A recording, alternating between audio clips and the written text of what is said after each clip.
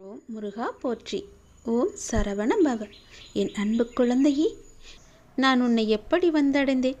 நீ என்னை வந்தடைவது ஏற்கனவே விதிக்கப்பட்டிருக்கிறது. நம்முடைய சந்திப்பை தடுக்கும் சக்தி இந்த பிரபஞ்சத்திற்கு கூட கிடையாது. அறியாமையின் காரணத்தால் தானே ஆன்மா என்ற நோக்கில் மனம் செயல்பட்டு கொண்டிருக்கிறது. இதனால் தன்னை காப்பாற்றிக் கொள்ளும் பொருட்டு அது பல தடைகளை உண்டாக்கி கொண்டே இருக்கிறது. ஆனால் மனத்தின் ஆற்றல் மிகவுமே வரையறுக்கப்பட்டது என்பதை நீ அறியாதா? அதனால் ஒன்றும் செய்ய முடியாது என்பதை உணர்ந்து கொள். நீ என்னை வந்து சேரும் நிகழ்வு ஏற்கனவே முடிவாகிவிட்டது. ஆனால் அது எந்த விதத்தில் எப்போது நடக்கும் என்பது ஓரளவுக்கு உன்னையும் ஓரளவுக்கு என்னையும் சார்ந்திருக்கின்றது. நீ எப்போது என்ன செய்ய போகிறாய் என்பதை பொறுத்தே நான் என்ன செய்வேன் என்பதும் முடிவாகும். ஒரு விதத்தில் சொல்லப்போனால் எல்லாமே உன் கையில்தான் இருக்கின்றது. நான் எப்போதுமே உன்னை சேர்த்து கொள்வதற்கு ஆயத்தமாகத்தான் இருக்கின்றேன். இப்போதே கூட நீதான் இன்னும் புரிந்து கொள்ள வேண்டியிருக்கிறது. என்னை பொறுத்தவரையில் நான் உன்னோடு தான் இருக்கின்றேன். அதனால் என்னிடம் எந்த ஒரு பிரிவு உணர்வும் எனக்கு கிடையாது. நீ எவ்வளவுதான் அலைந்தாலும் எனக்குள்ளேயே தான் அலைந்து கொண்டிருக்கின்றாய்.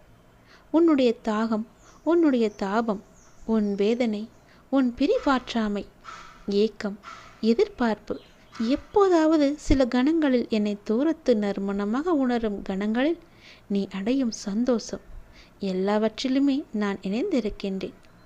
உனக்குள் எழும் ஒவ்வொரு எண்ணத்திலும், ஒவ்வொரு உணர்ச்சியிலும், ஒவ்வொரு உணர்விலும் உள்ளே நான் பொதிந்திருக்கின்றேன். இதுதான் நிரந்தரமான தீர்வு.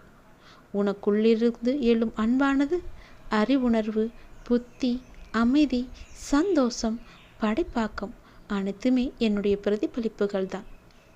என்னை அறிந்து கொள்ளாமல் இவை எவற்றையும் நீ தெரிந்து கொள்ள முடியாது. இப்போது இந்த உலகில் இவையெல்லாம் பொய் பிம்பங்களாக உலவுகின்றன. உண்மை அறிவு எது என்று நீ விழித்து கொண்டால்தான் இந்த உலகில் உன்னால் நிரந்தரமாக சந்தோஷமாக துன்பமின்றி வாழ முடியும். இதுதான் நிரந்தரமான தீர்வு. இதை நீ விழித்துக்கொள். இப்போதே உணர்ந்து கொள். இது என்று சுதாரித்துக்கொள். உன் வாழ்க்கைக்கு நல்ல ஒரு தீர்வு கிடைக்கும். மனதில் எந்த சந்தேகமும் இல்லாமல் என்னை நம்பு. நடப்பவை எல்லாவற்றையுமே நானே நடத்துகிறேன் என்று நம்பு. கவலையை விடு. மருந்து கசப்பாக இருந்தாலும் தாய் தனது குழந்தையின் நன்மைக்காகத்தானே கொடுக்கின்றார். அதுபோலதான் உன்னுடைய நன்மைக்காகவே தற்போதைய இந்த நிகழ்வுகளையெல்லாம் நான் நடத்தி கொண்டிருக்கின்றேன். நடப்பவை எல்லாம் என்னுடைய விருப்பமே. என்னோடு நான் கூறியபடிதான் எல்லாமே உனக்கு நடக்கும். நம்பிக்கையுள்ள பக்தனின் பாரத்தை நான் நிச்சயம் சுமப்பேன்.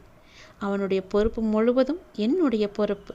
நானே எடுத்துக்கொள்கிறேன். அவன் வாழ்க்கை என்னுடைய கையில்.